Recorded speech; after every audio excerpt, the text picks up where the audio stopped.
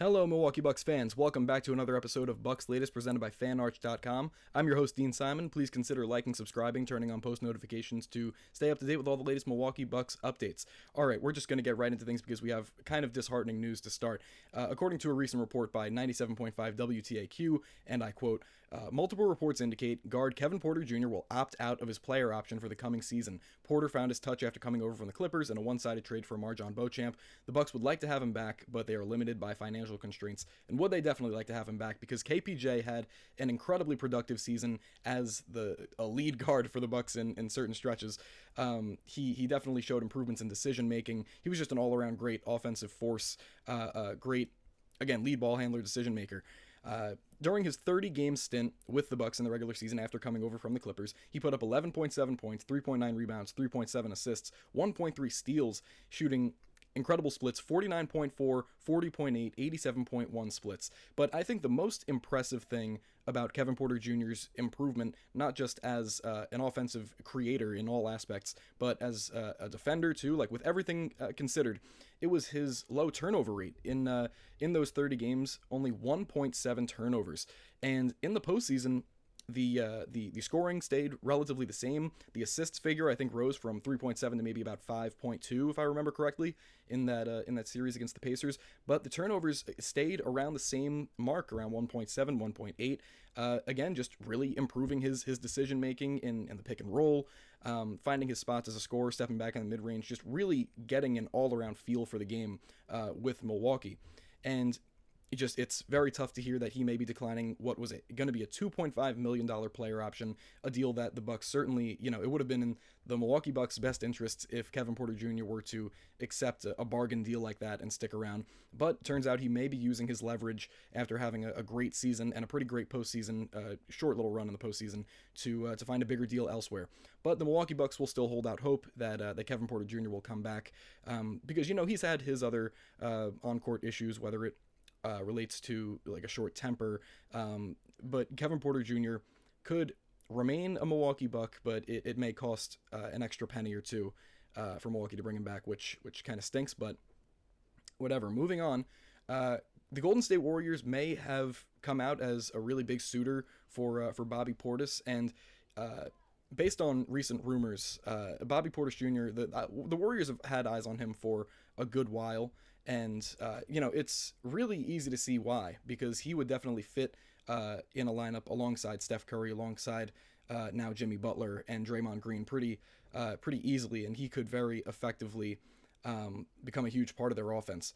And according to the Steinline's Jake Fisher, and I quote, team executives expect Portis to have numerous potential landing spots in the mid-level market as well, although Milwaukee would like to bring back the 30-year-old forward, sources say. Golden State has always been a team to monitor for Portis, who has a notable fan and head coach Steve Kerr from their shared days during the 2023 FIBA World Cup competition with USA Basketball. Portis, I believe, would have been able to accept a $13.4 million player option to stay with the Bucks, or also he could scrap it and sign a longer-term extension for this summer. But, that remains to be seen what kind of decision he'll make. But this is a thing that we've talked about in recent episodes, that Bobby Portis may be looking to ink that longer-term extension. We don't necessarily know the figures of that potential deal, but we've known in the past that Bobby Portis could stick around, and these rumors could just simply be rumors, although he would admittedly fit very well within the Warriors lineup. Bobby Portis will likely remain a Milwaukee Buck, at least to my estimation, and I can safely kind of move past these rumors, although he could be a very tempting option for the Warriors to pursue in this offseason. But moving forward in some more comedic news, so amid all of the trade rumors about Giannis, ESPN's Shams Charania recently made an appearance on the Pat McAfee show to talk about all things NBA offseason, recent rumblings around the league, and trade rumors. And during that appearance, Charania said that Giannis's future plans and ideas of what he wants to do with his future will extend into July and August, and that he has skepticism, and the league is growing some skepticism based on his loyalty to the Bucks with regards to whether he will actually request a trade. He'll explore his options, and after Shams Charania basically said his piece, gave his report to Pat McAfee, Giannis quickly went to X and and asked his fans, "Does anyone else miss Woj?" Clearly speaking of Adrian Wojnarowski, who was previously responsible for breaking all of the NBA's biggest, most pertinent news with regard to trades, free agency signings, all the top news before retiring, and then Charania came in and took his place. So it seems as though Giannis might not like the things that Shams is saying about him, about his plans for his immediate future and the decisions that he makes, because, a lot of it has been conjecture from plenty of different sources claiming that they have the inside scoop on Giannis, that they know what's happening, but truthfully, no one outside of Giannis and his camp really will be in his head and know whether he wants to look elsewhere, whether he wants to remain loyal, remain as a Buck, though he has given recent indications that that he would like to go back to the NBA Finals as a Buck, that he would like to win a championship and raise the Larry O'Brien Trophy as a Buck. So that gives you plenty of hope that he will end up returning to Milwaukee.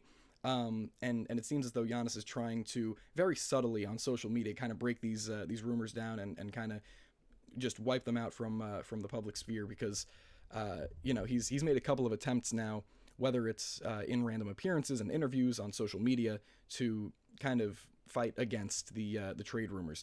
So Giannis, who knows if this is going to be an extended feud and an extended thing with Shams Charania. It's probably just a one-time thing, but it would be funny if something of this nature were to continue down the road. And now finally, with Brook Lopez likely heading out of Milwaukee, looking for one last big contract before he retires, the one-time All-Star, 2021 NBA champion, great floor spacer, shot blocker for Milwaukee, heading into, I believe, his age 38 season and his 18th season. He'll be looking for one last chance at a ring. He may not figure that Milwaukee is the best situation for him.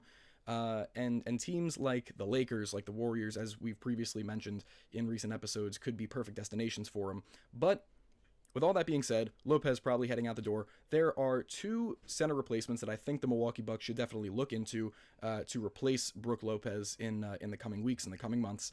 And the first of these two is Jackson Hayes from the LA Lakers, who will be an unrestricted free agent this summer. Put up 6.8 points, 4.8 rebounds, 0.9 blocks on a career-best 72.2% field goal percentage.